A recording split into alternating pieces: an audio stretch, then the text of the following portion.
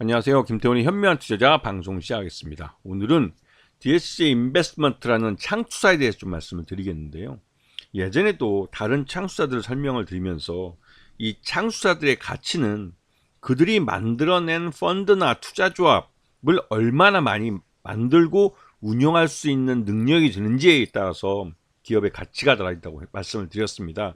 그래서 특히나 운영조합 중에서 이 만기가 도래하는 때, 이때가 굉장히 중요한데요. 만기가 돼서 청산하는데 길게 잡으면 1년, 짧게 잡으면 한 6개월 정도에도 그 펀드를 청산시키는 기간이 필요합니다. 그래서 그 청산 이후에 자기 실적의 회계에 반영하기 때문에 이 존속기간을 잘 봐주셔야 되는 거죠. 이 존속기간 마지막 날로부터 약 6개월, 그리고 또 길게 보면 1년 안에 그 다음 해년도 그 회계에 이 실적이 반영되게 됩니다. 물론 운영하는 중에는 운영 보수라는 걸 받게 되고, 이게 청산한 다음에 말 그대로 이 성과 수주를 받게 되는 부분이 더 크다는 거죠, 실적면에서. 그래서 DSE 이 인베스트먼트 같은 경우는 2023년과 2024년 상반기 중에 3개의 펀드가 이 만기가 도래합니다. 여기까지 좀 더 넓게 보면 이 글로벌 ICT 융합 펀드까지 만기가 도래하죠. 그리고 최소한 이 정도 펀드들이 올해 2024년에 회계에 반영이 될 수 있습니다. 그리고 나머지 펀드들은 그 관리 보수를 받게 되는 거죠. 근데 이게 작년 연결표가 손익계산서를 보시게 되면 재작년보다 그 이 실적이 굉장히 많이 둔화된 걸 볼 수 있습니다. 그만큼 시장 내 유동성이 많이 줄어들었기 때문에 이 유동성이 줄어든 것만큼 운영하는데 많은 어려움을 겪었다는 것이죠.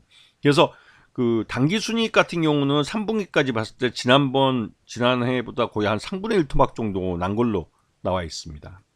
그리고 최대주하고 특수관계인 지분을 보게 되면 27.13%로 그래도 경영권이 안정되어 있다고 평가되는 회사있죠.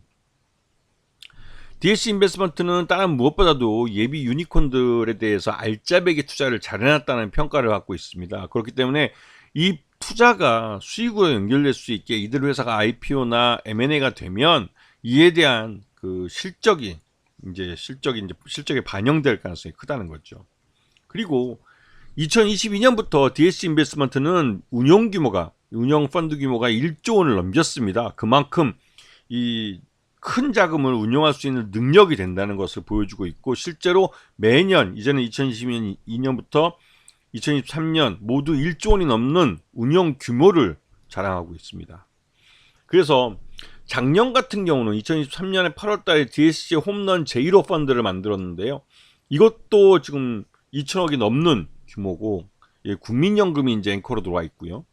그리고 그 다음에 12월 달에 갑자기 이제 급작스럽게 3개월 만에 만든 세컨더리 펀드인데, 이 세컨더리 펀드가 2천억 규모라 굉장히 큰 규모입니다. 여기에 그 한국산업은행이 600억 원의 시드머니를 냈고, 여기에 DS 인베스트먼트도 그 GP 자격으로서 한 200억 정도를 투자를 했죠. 그래서 이 도합 2030억짜리 세컨더리 펀드가 만들어졌고, 올해 2024년 1분기에도 3천억짜리 그 세컨더리 펀드를 조성할 예정입니다. 이 세컨더리 펀드는 일반적인 창투 펀드보다 그 운영 기간이 굉장히 짧습니다. 5년에서 6년 정도 걸리는데, 이것들도 마찬가지로 이제 그 DSC 세컨더리 패키지 인수 펀드 1호와 2호 모두 약 한 5년에서 6년 정도의 운영 기간을 갖고 운영이 될 것 같고, 근데 이렇게 되면 이 업체의 기준 수익이 8%이기 때문에 8% 이상의 수익을 내면 이제 말 그대로 이제 그 성과 보수를 받게 되는 거죠. 또 그리고 규모가 이 2천억짜리가 3천억짜리 펀드라 둘만 합쳐서 5천억인데 굉장히 큰 펀드를 만드는 겁니다. 그렇게 되면 DS 인베스트먼트는 약 한 1조 5천억 정도의 운용 자금을 가져가는 펀드가 되는 거죠.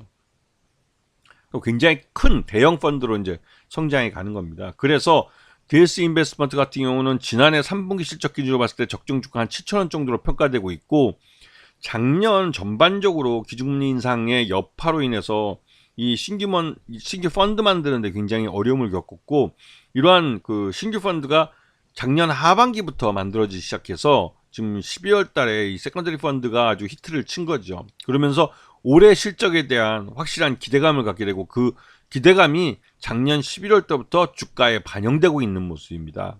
그래서 지금 DSC 인베스트먼트는 올 1분기 중에 3천억짜리 세컨더리 펀드를 만들기로 했기 때문에 이러한 부분이 주가에 반영되면서 급격하게 상승세를 나타내고 있죠. 결국은 실적에 따른 주가 반영이 나타나고 있는 과정이라고 볼 수 있는 겁니다. 그래서 DSC 인베스트먼트는 올해 1년 기간을 봤을 때 나름대로 실적에 따른 주가 상승률이 높을 수 있는 종목으로 평가되고 있습니다. 아시겠죠? 자, 오늘 방송 여기서 마치겠습니다. 감사합니다.